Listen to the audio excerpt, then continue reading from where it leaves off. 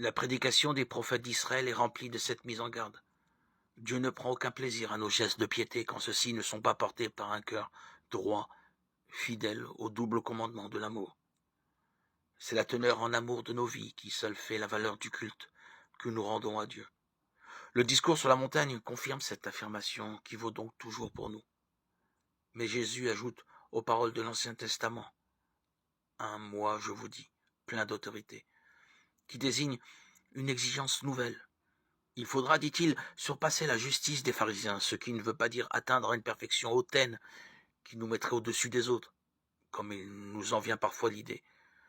Surpasser tel que l'enseigne ici Jésus est moins affaire de compétition que manière de rejoindre la racine du péché, la source de nos violences, ces zones cachées de notre cœur, en complicité avec le mal qui défigure le monde.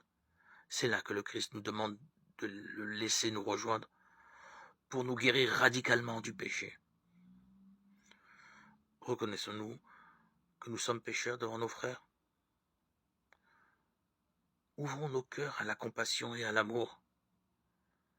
Ainsi, dans cet abandon entre les mains du Seigneur, il pourra guérir nos plaies, panser nos blessures. Sachons-nous, pécheurs, c'est la clé, la première porte pour rejoindre le Seigneur.